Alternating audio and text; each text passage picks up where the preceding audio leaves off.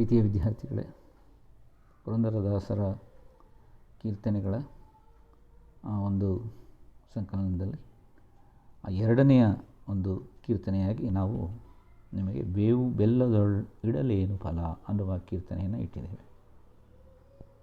ಈ ಕೀರ್ತನೆಯನ್ನು ಮೊದಲಿಗೆ ಒಮ್ಮೆ ನಾವು ಓದ್ಕೊಂಡ್ಬಿಡೋಣ.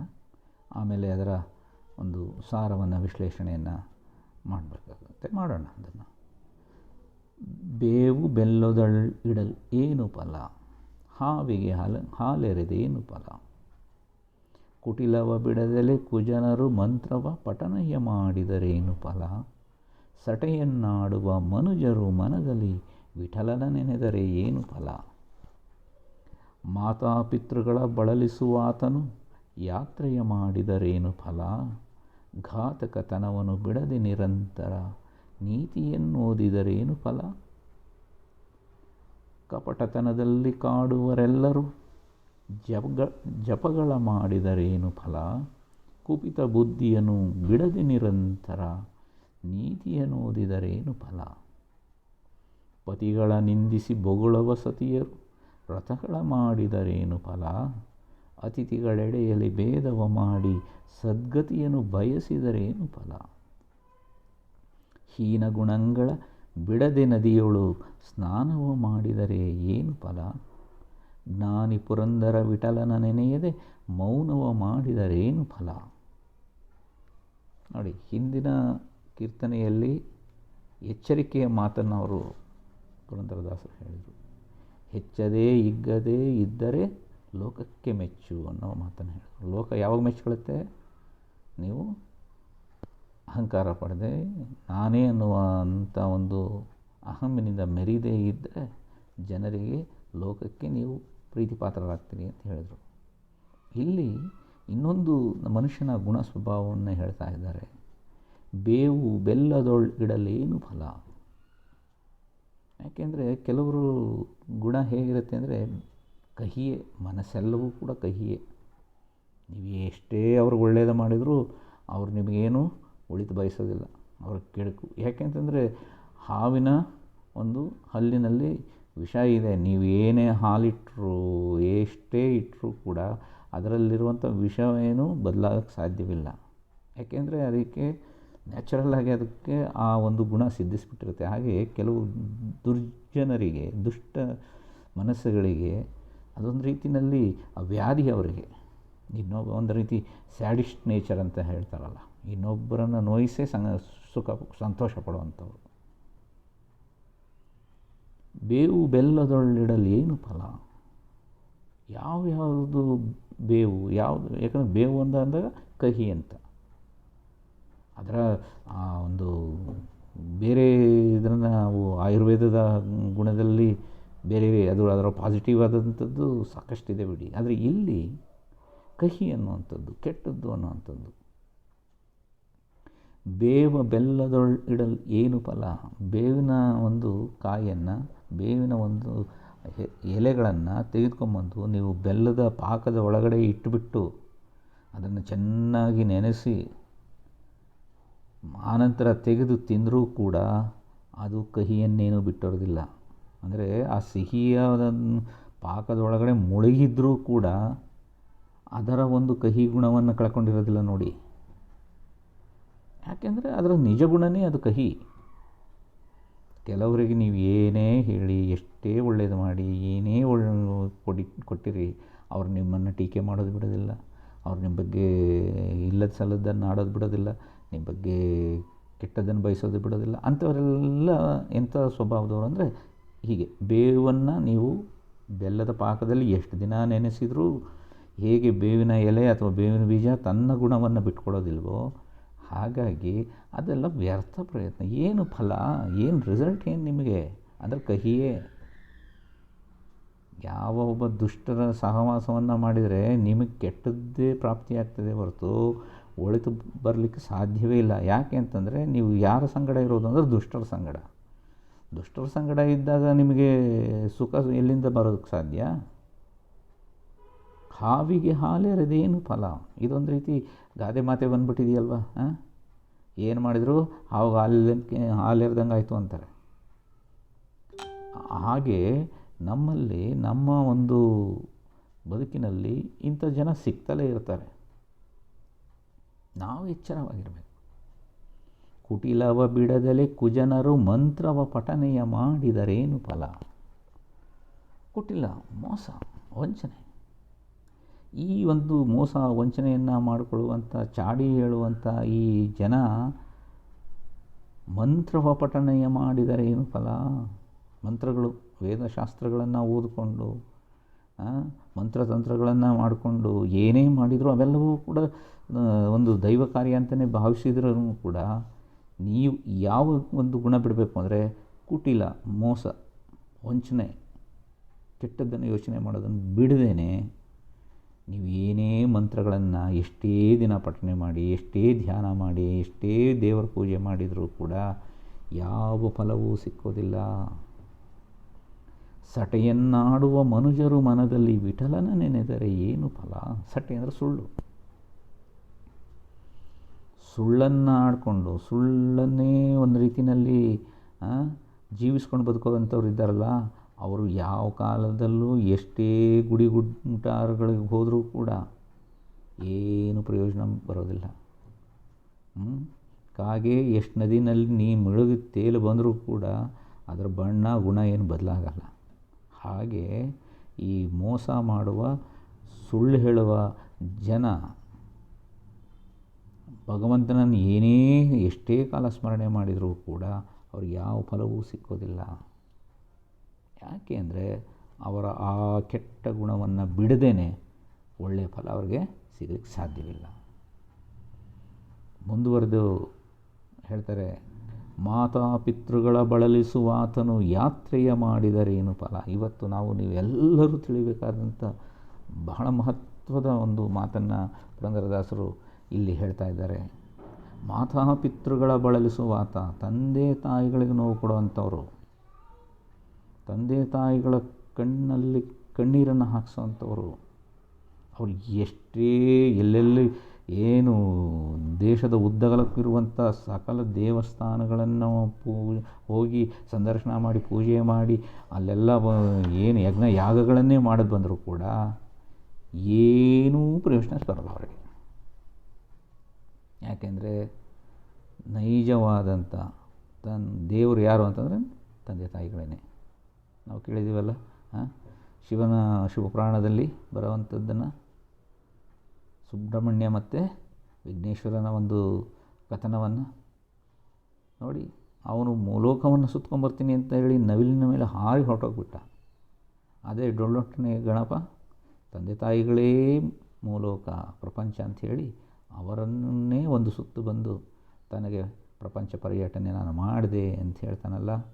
ಅದರಿಂದ ನಾವು ಕಲಿಬೇಕಾಗಿರೋದೇನು ಅಂದರೆ, ಹೆತ್ತವರೇ ನಮ್ಮ ನೈಜವಾದಂಥ ದೇವರುಗಳು. ಯಾಕೆಂದರೆ ಆ ದೇವರುಗಳನ್ನು ನಾವು ಜೀವಂತವಾಗಿ ಖಂಡಿತ ನಾವೆಲ್ಲೂ ಕಂಡಿಲ್ಲ, ಕಾಣೋದಕ್ಕೆ ಸಾಧ್ಯನೋ ಗೊತ್ತಿಲ್ಲ ನನಗೆ. ಆದರೆ ಸಾಧ್ಯ ಒಂದು ಕಡೆ ಅಂತೂ ಇದೆ. ಯಾವುದು ಅಂದರೆ, ನಮ್ಮ ಹೆತ್ತವರನ್ನೇ ನಾವು ಮೊದಲು ತಿಳ್ಕೊಳ್ಬೇಕು. ನಮ್ಮ ದೈವ ಇವರೇ.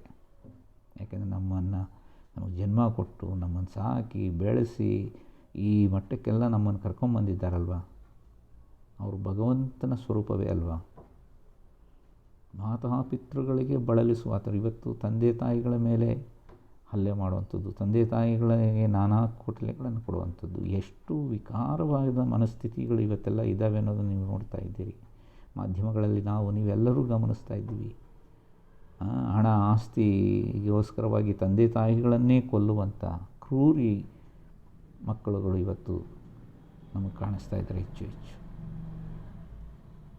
ಕರೋನಾ ಸಂದರ್ಭದಲ್ಲಿ ಆ ಮೈಸೂರಿನ ಒಂದು ಘಟನೆ ಬಹುಶಃ ನೀವು ಎಲ್ಲರೂ ಮೀಡಿಯಾಗಳ ಮೂಲಕ ಗಮನಿಸಿದ್ದೀರಿ.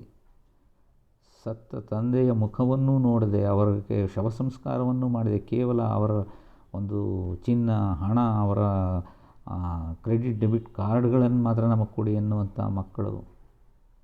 ಏನು ರೀ ಅಂಥವ್ರಿದ್ದು ಏನು ಫಲ? ಯಾವ ಸಾರ್ಥಕತೆಗೆ ತಂದೆ ತಾಯಿಗಳಿಗೆ ಇಂಥ ಮಕ್ಕಳು ಬೇಕು? ನಾವು ಹಾಗಾಗಬಾರ್ದು. ನಾವು ಏನು ಅವ್ರಿಗೆ ಅಷ್ಟೈಶ್ವರ್ಯ ಕೊಡಿ ಅಂತ ಹೇಳ್ತಿಲ್ಲ, ತಂದೆ ತಾಯಿಗಳಿಗೆ ಸಿರಿ ಸಂಪತ್ತಿನಲ್ಲಿ ಅವ್ರನ್ನ ತೇಲಿಸಿ ಮುಳುಗಿಸಿ ಅಂತ ಹೇಳ್ತಿಲ್ಲ. ಇರುವಷ್ಟು ಕಾಲ ಅವರಿಗೆ ನೆಮ್ಮದಿಯಾಗಿರಲಿಕ್ಕೆ ಬಿಡಿ. ಯಾಕೆಂದರೆ ಯಾರೇನೂ ಚಿನ್ನ ತಿನ್ನಲ್ಲ, ಅನ್ನನೇ ಒಂದಿಡೀ ಅನ್ನನೇ ತಿನ್ನೋದು. ಅವರು ಇನ್ನೇನು ನಮಗೆ ಬೆಳೆಸಬೇಕಾದ್ರೆ ಏನೆಲ್ಲ ಕಷ್ಟಪಟ್ಟು ನಮಗೆ ಅನ್ನ ಹೊಂದಿಸಿದ್ದಾರೆ. ನಾವು ಕಂಡಿದ್ದೇವೆ ಅವ್ರು ಏನೇನು ಕಷ್ಟ ಸಂಕಟಪಟ್ಟು ಬೆವರು ಹರಿಸಿ ನೋವು ಪಟ್ಟು ಅವರು ನಮಗೆ ಕೊಟ್ಟಿಲ್ವಾ ನಮಗೆ. ಇವತ್ತು ಅವರು ಇಳಿ ವಯಸ್ಸಿಗೆ ಬಂದಾಗ ಮನುಷ್ಯನ ಒಂದು ಕಾಲಚಕ್ರದಲ್ಲಿ ನೋಡಿ ಮಗುವಾಗಿ ಇರ್ತೇವೆ. ಆ ಮಗುವಿಗೆ ಈ ಲೋಕದ್ದು ಏನೂ ಗೊತ್ತಿಲ್ಲ. ಯಾವ ಒಂದು ಇದನ್ನು ಶಕ್ತಿಯಿಂದ ನಾನು ಅದನ್ನು ಸಂಪಾದಿಸ್ಕೊಳ್ತೀನಿ ಅನ್ನೋದು ಏನೂ ಇರೋದಿಲ್ಲ. ನಾವು ತೊಟ್ಟಿಲಲ್ಲಿ ವರ್ಷಗಟ್ಟಲೆ ಮಲಗಿದ್ದಂಥ ಈ ಕಂದಮ್ಮಗಳನ್ನು ಕಣ್ಣಲ್ಲಿ ಕಣ್ಣಿಟ್ಟು ಕಾಪಾಡಿಕೊಂಡು ಬೆಳೆಸಿ ಇವತ್ತು ನಮ್ಮನ್ನು ದೃಢಕಾಯರನ್ನಾಗಿ ಮಾಡಿದಂಥ ಆ ಹಿರಿಯ ಜೀವಗಳು ವೃದ್ಧಾಪ್ಯ ಅನ್ನುವಂಥ ಮಗುವಿನ ಸ್ಥಿತಿಗೆ ಹೋಗ್ತಾರೆ. ಮತ್ತೆ ಆಗ ಅವ್ರಿಗೆ ಕೈಯಲ್ಲಿ ಆ ದೇಹದಲ್ಲಿ ಆ ಕಸುವಿರಲ್ಲ, ಮತ್ತೆ ಮಗುವಾಗ್ತಾರೆ. ಆಗ ನಾವು ಮಕ್ಕಳಾದಂಥವರು ಅವರುಗಳನ್ನು ಸಾಕ್ತೇವ? ಇಲ್ಲಿ ನಾವು ತಿಳಿಯಬೇಕು. ಯಾಕೆಂದರೆ ನಾವು ಕೊಟ್ಟದ್ದು ಮರಳಿ ಭಗವಂತ ನಮಗೆ ಕೊಟ್ಟೇ ಕೊಡ್ತಾನೆ, 2 ಪಟ್ಟು ಅಂತ ಹೇಳ್ತಾರೆ. ಹಾಗಾಗಿ ಒಳ್ಳೇದನ್ನು ಕೊಡಿ, ದುಪ್ಪಟ್ಟು ನಿಮಗೆ ಒಳ್ಳೇದು ಬರುತ್ತೆ. ಮಾತಾಪಿತೃಗಳ ಬಳಲಿಸುವಾತವು ಯಾತ್ರೆಯ ಮಾಡಿದರೇನು ಫಲ, ಘಾತಕತನವನ್ನು ಬಿಡದೆ ನಿರಂತರ ನೀತಿಯನ್ನು ಓದಿದರೇನು ಫಲ. ಘಾತಕತನ ಎಲ್ಲವೂ ನನಗೆ ಬೇಕು, ಎಲ್ಲವೂ ಎಷ್ಟಿದ್ರೂ ನನಗೆ ಬೇಕು, ಇನ್ನೊಬ್ರಿಗೆ ಸಿಗಬಾರ್ದು, ಈ ಘಾತಕತನ ಹೋಗಬೇಕು. ನಮಗೇನು ಬರಬೇಕು ಅಷ್ಟು ಪಡ್ಕೊಳ್ಳೋಣ. ನಮಗೇನು ಬರಬೇಕು ಅದು ಬರುತ್ತೆ, ನಮ್ಮ ಶ್ರಮವನ್ನು ನಾವು ಕೊಡೋಣ ಅಷ್ಟೇ. ಅದನ್ನೇ ತಾನೇ ಶ್ರೀಕೃಷ್ಣ ಭಗವದ್ಗೀತೆಯಲ್ಲಿ ಹೇಳಿದ್ದು, ಕರ್ಮಣ್ಯೇವಾಧಿಕಾರಸ್ಯ ಮಾ ಫಲೇಷು ಕದಾಚನ. ನಿನ್ನ ಕರ್ಮವನ್ನು ನೀನು ಮಾಡಷ್ಟೇ, ಫಲಾಫಲವನ್ನು ನನಗೆ ಬಿಡು, ನಾನು ಕೊಡ್ತೀನಿ ನಿನಗೆ. ನಿನ್ನ ಶ್ರಮಕ್ಕೆ ಏನು ಸಲ್ಲಬೇಕೋ ಅದು ಸಲ್ಲುತ್ತೆ. ಹಾಗಾಗಿ ಹಿರಿಯರು ಹೇಳೋ ಹಾಗೆ ಕೈ ಕೆಸರಾದರೆ ಬಾಯಿ ಮೊಸರು. ನಾವು ಮೊದಲು ಕೈಯಲ್ಲಿ ಕೆಸರು ಮಾಡ್ಕೊಂಡ್ರೆ ಆ ಕೆಸರಿನಲ್ಲಿ ಹೋಗಿ ಭತ್ತದ ಪೈರನ್ನು, ರಾಗಿ ಪೈರನ್ನು ನಾಟಿ ಮಾಡಿದ್ರೇ ಮುಂದೆ ಅದರಿಂದ ನಮಗೆ ಅನ್ನ ಸಿಕ್ಕೋದು. ನೀವು ಕೆಸರಿಗೆ ಇಳಿಲಿಲ್ಲ ಅಂತಂದರೆ, ನಾಟಿನೇ ಮಾಡಲಿಲ್ಲ ಅಂದರೆ ಬೆಳೆ ಎಲ್ಲಿಂದ ಬರೋಕ್ಕೆ ಸಾಧ್ಯ? ಹಾಗಾಗಿಬಿಟ್ಟು ನಾವುಗಳು ಘಾತಕತನ ಪಡಬಾರ್ದು. ಎಲ್ಲ ನನಗೆ ಬೇಕು, ಎಲ್ಲವೂ ನನಗೆ ಇರಬೇಕು. ಎಷ್ಟು ತಂದು ಗುಡ್ಡೆ ಹಾಕ್ಕೊಳ್ತೀರಿ? ಎಷ್ಟು ಒಡವೆ ಬೇಕು ನಿಮಗೆ? ಎಷ್ಟು ಹಣ ಬೇಕು? ಎಷ್ಟು ತಿಂತೀರಿ ನೀವು? ಏನನ್ನು ಮುದ್ದು ಅಲೆಕ್ಸಾಂಡರ್ನ ಕಥೆಯನ್ನು ಬಹುಶಃ ನೀವೆಲ್ಲರೂ ಕೇಳಿರ್ತೀರಿ. ಜಗತ್ತನ್ನೇ ಗೆದ್ದಬೇಕು ಅಂತ ಬಂದಂಥವನು ಕೊನೆಗೆ ಅವನಿಗೆ ಗೊತ್ತಾಗೋದೇನು ಅಂತಂದರೆ, ಇದು ಯಾವುದೂ ಶಾಶ್ವತವಲ್ಲ. ಅವನನ್ನು ಒಂದು ಚಟ್ಟದ ಮೇಲೆ ಮಲಗಿಸಿ ತೆಗೆದುಕೊಂಡು ಹೋಗಬೇಕಾದ ಪೂರ್ವದಲ್ಲೇ ಅವನೇನು ಹೇಳ್ತಾನೆ, ತನ್ನ ಸೈನ್ಯಾಧಿಪತಿ ಪಕ್ಕದಲ್ಲಿರಬೇಕು, ತನ್ನ ವೈದ್ಯಾಧಿಕಾರಿ ಪಕ್ಕದಲ್ಲಿರಬೇಕು. ಯಾಕೆ ಅಂತಂದರೆ, ತನ್ನ ಸೈನ್ಯಾಧಿಪತಿ ಇದ್ದರೂ ನನ್ನನ್ನು ಈ ಸಾವಿನಿಂದ ಉಳಿಸಲಿಕ್ಕಾಗಲಿಲ್ಲ, ಇಂಥ ಒಬ್ಬ ವೈದ್ಯ ಸಮೂಹವೇ ಇದ್ದರೂ ನನಗೆ ಜೀವವನ್ನು ಉಳಿಸಲಿಕ್ಕಾಗಲಿಲ್ಲ. ಹಾಗೆಯೇ ನನ್ನ ಕೈಗಳನ್ನು ಚಾಚುವಂತಿಡಿ ಅಂತ ಹೇಳ್ದ. ಯಾಕೆ ಅಂದರೆ, ಈ ಅಲೆಕ್ಸಾಂಡರ್ ಜಗತ್ತನ್ನೇ ಗೆದ್ದು ಬರ್ತಾ ಇದ್ದಂಥ ಅಲೆಕ್ಸಾಂಡರ್ ಹೋಗುವಾಗ ಏನನ್ನೂ ತೆಗೆದುಕೊಂಡು ಹೋಗ್ತಾ ಇಲ್ಲ. ನೋಡಿ, ಎಂಥ ಪರಮ ಸತ್ಯವನ್ನು ಅಲ್ಲಿ ನಾವು ತಿಳಿಬೋದು. ಏನು ಮಾಡಿದರೂ ನಾವು ಏನೂ ತೆಗೆದುಕೊಂಡು ಹೋಗಲ್ಲ ಈ ಲೋಕದಲ್ಲಿ. ನಾನು ಆಗಲೇ ಹೇಳಿದ್ನಲ್ಲ, ಬರುವಾಗಲೂ ಏನೂ ತಂದಿಲ್ಲ, ಹೋಗುವಾಗಲೂ ಏನೂ ತೊಗೊಂಡು ಹೋಗೋಕ್ಕೆ ಸಾಧ್ಯವೂ ಇಲ್ಲ. ಹಂಗೆ ಇದೇನಿದ್ರು 3 ದಿನದ ಬಾಳು ಅಂತ ಹೇಳ್ತಾರಲ್ಲ, ಹಾಗೆ ಈ ಜಗತ್ತೆಂಬ ಒಂದು ನಾಟಕ ರಂಗದಲ್ಲಿ ನಮ್ಮದೊಂದು ಪಾತ್ರ ನಮ್ಮದೇನು ಕೊಟ್ಟಿದ್ದಾನೆ ಭಗವಂತ, ಅದನ್ನು ಅಭಿನಯಿಸಬೇಕು. ಆ ನಂತರದಲ್ಲಿ ತೆರೆ ಹಿಂದೆ ಸರಿಬೇಕು, ರಂಗ ಬಿಟ್ಟು ಹೋಗ್ತಾ ಇರಬೇಕು. ಯಾಕಂದರೆ ಬೇರೆ ಪಾತ್ರಗಳಲ್ಲಿ ಬರಬೇಕು. ನಾಟಕ ನಡೀತಾ ಇರ್ತದೆ, ಜೀವನದ ನಾಟಕ ನಡೀತಾ ಇರ್ತದೆ, ಜಗತ್ತಿನ ನಾಟಕ ನಡೀತಾ ಇರ್ತದೆ. ಪಾತ್ರಗಳು ಬರ್ತಾ ಇರ್ತವೆ, ಹೋಗ್ತಾ ಇರ್ತವೆ. ಆ ನಿರ್ದೇಶಕನೇ, ಆ ಭಗವಂತನೇ ನಿರ್ದೇಶಕ. ಮುಂದೆ ಬರೀತಾರೆ, ಕಪಟತನದಲ್ಲಿ ಕಾಡುವರೆಲ್ಲರೂ ಜಪಗಳ ಮಾಡಿದರೇನು ಫಲ. ಯಾಕಂದರೆ ಜಪಗಳು, ತಪಸ್ಸು, ಧ್ಯಾನ ಇವೆಲ್ಲವೂ ಒಂದು ರೀತಿ ಮನಸ್ಸನ್ನು ಏಕಾಗ್ರತೆಯ ಕಡೆಗೆ ಕರ್ಕೊಂಡು ಹೋಗ್ತದೆ. ಧ್ಯಾನಕ್ಕೆ, ಆ ಭಗವಂತ ನಾಮಸ್ಮರಣೆಗೆ, ಆ ಭಗವಂತನ ಒಂದು ಕಾಣಿಕೆಗೆ ಇವೆಲ್ಲ ಮಾರ್ಗಗಳು ಅಂತ ಹೇಳಿ ಹಿರಿಯರು ತಿಳಿದಿದ್ದಾರೆ. ಆದರೆ ಯಾವಾಗ ಕಪಟತನದಲ್ಲಿ ಕಾಡುವರೆಲ್ಲರೂ, ಕಪಟ ಮೋಸ ಅನ್ನೋದು ಇನ್ನೊಬ್ಬರಿಗೆ ದ್ರೋಹ ಮಾಡಿಕೊಂಡಿರೋವಂಥವ್ರು ಅವ್ರು ಏನು ಮಾಡಿದರೂ, ಎಷ್ಟೇ ಧ್ಯಾನ ತಪಸ್ಸು ಮಾಡಿದರೂ ಅವ್ರು ಯಾವ ಫಲವೂ ಸಿಕ್ಕೋದಿಲ್ಲ. ಯಾಕೆಂದರೆ ನಮಗೂ ನಿಮಗೂ ಎಲ್ರಿಗೂ ಕೂಡ ಗೊತ್ತಿದೆ, ತಿಳಿಯಾಗಿರುವಂಥ ತೆರೆಗಳಿಲ್ಲದಂಥ ನೀರಿನಲ್ಲಿ ನಮ್ಮ ಬಿಂಬ ಕಾಣುತ್ತೆ, ಸ್ಪಷ್ಟವಾಗಿ ಕಾಣುತ್ತೆ. ಕುದಿಯೋ ನೀರಿನಲ್ಲಿ ನಮ್ಮ ಬಿಂಬ ಕಾಣಲ್ಲ. ಯಾಕೆಂದರೆ ಅದು ಕೊತನೆ ಕುದಿಯುವಾಗ ಆವಿ ಆಗ್ತಾ ಇರಬೇಕಾದ್ರೆ ಅದರಲ್ಲಿ ನಮ್ಮ ಪ್ರತಿಬಿಂಬ ಕಾಣಲ್ಲ. ಹಾಗೆ ಮನಸ್ಸು ನೆಮ್ಮದಿಯಾಗಿ ನಿರ್ಮಲವಾಗಿ ಇಲ್ಲದೇ ಇದ್ದರೆ ನೀವು ಯಾವ ಧ್ಯಾನ ಮಾಡೋಕ್ಕೂ ಸಾಧ್ಯ ಇಲ್ಲ, ಯಾವ ತಪಸ್ಸು ಮಾಡೋಕ್ಕೂ ಸಾಧ್ಯ ಇಲ್ಲ. ಅದಕ್ಕೇನು ಮಾಡಬೇಕು ಅಂದರೆ ಮನಸ್ಸು ನೆಮ್ಮದಿಯಾಗಿರಬೇಕು. ಯಾವಾಗ ಮನಸ್ಸು ನೆಮ್ಮದಿಯಾಗಿರುತ್ತೆ? ಮೋಸ, ವಂಚನೆ, ಕಪಟ ಎಲ್ಲದರಿಂದ ದೂರ ಇದ್ದಾಗ ಮನಸ್ಸು ತಿಳಿಯಾಗಿರ್ತದೆ. ಕುಪಿತ ಬುದ್ಧಿಯನ್ನು ಬಿಡದೆ ನಿರಂತರ ನೀತಿಯನ್ನು ಓದಿದರೆ ಏನು ಫಲ? ಕುಪಿತ ಬುದ್ಧಿ, ಕೆಟ್ಟ ಬುದ್ಧಿ, ದುಷ್ಟ ಬುದ್ಧಿಯನ್ನು ಬಿಡಬೇಕು. ಮೊದಲು ಬೇರೆಯವರಿಗೆ ಮಾತ್ರ ನೀತಿ ಹೇಳೋದಲ್ಲ, ನಾವುಗಳು ಮೊದಲು ಹಾಗೆ ಬದುಕಬೇಕು. ಇವತ್ತು ಗಾಂಧಿ ಮಹಾತ್ಮರನ್ನು ಯಾಕೆ ಮಹಾತ್ಮ ಅಂತೀವಿ ಅಂದರೆ, ಗಾಂಧೀಜಿ ಕೇವಲ ಹೇಳ್ತಿರಲಿಲ್ಲ, ಮೊದಲು ತಾವು ಹಾಗೆ ಬದುಕ್ತಾಯಿದ್ರು, ಆಮೇಲೆ ತಮ್ಮಂತೆ ಹೀಗೆ ಬನ್ನಿ ಅಂತ ಹೇಳ್ತಿದ್ರೆ ಹೊರತು ಕೇವಲ ಭಾಷಣಕಾರರಾಗಲಿಲ್ಲ. ಬಸವಾದಿ ಪ್ರಮಥರು ಕೂಡ ಕೇವಲ ಘೋಷಣೆಗಳನ್ನು ಮಾಡಲಿಲ್ಲ, ಕೇವಲ ಜನಸಾಮಾನ್ಯರಿಗೆ ಸಂದೇಶಗಳನ್ನು ಹೇಳಲಿಲ್ಲ, ಮೊದಲು ಹಾಗೆ ಬದುಕಿದರು. ಮುಂದೆ ಜನಸಾಮಾನ್ಯರು ಅವರನ್ನು ನೋಡಿ ಕಲಿತರು. ನಾವು ಕೂಡ ಇಲ್ಲಿ ತಿಳಿಬೇಕಾಗಿರೋದು ಬಹಳಷ್ಟಿದೆ. ನೀವು ಹಾಗಿರಿ ಹೀಗಿರಿ ಅಂತ ಹೇಳೋದಲ್ಲ, ಮೊದಲು ನಾವು ಹಾಗಿದ್ದು ಬದುಕೋಣ, ಆಮೇಲೆ ಅವರೇ ಸಹಜವಾಗಿ ನಮ್ಮನ್ನು ನೋಡಿ ಕಲಿಬಹುದು. ಮುಂದುವರೆದು ಹೇಳ್ತಾರೆ, ಪತಿಗಳ ನಿಂದಿಸಿ ಬೊಗಳುವ ಸತಿಯರು ವ್ರತಗಳ ಮಾಡಿದರೇನು ಫಲ? ಎಷ್ಟು ಇದರ ಸತಿಪತಿಗಳ ಒಂದು ಜೀವನದಲ್ಲಿ ದಾಂಪತ್ಯ ಬದುಕು ಯಾವಾಗ? ಸತಿಪತಿಗಳು ಹೇಗಿರಬೇಕು ಅಂತಂದರೆ, ಸತಿಪತಿಗಳೊಂದಾದ ಭಕ್ತಿ ಹಿತವಪ್ಪುದು ಶಿವಗೆ. ಆ ಭಗವಂತನಿಗೆ ಹೇಗಿರಬೇಕು ಅಂತ ನಿಮಗೆ ಗೊತ್ತಿದೆಯಲ್ಲ, ಆ ಅರ್ಧನಾರೀಶ್ವರನ ಕಲ್ಪನೆ.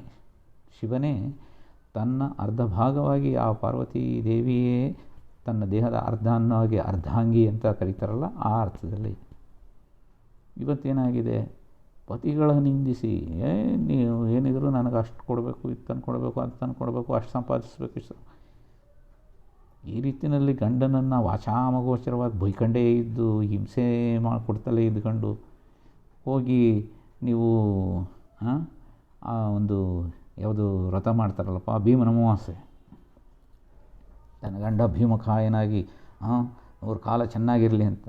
ಪ್ರಯೋಜನ ಏನು ಬಂತು? ವ್ರತಗಳ ಮಾಡಿದರೇನು ಫಲ?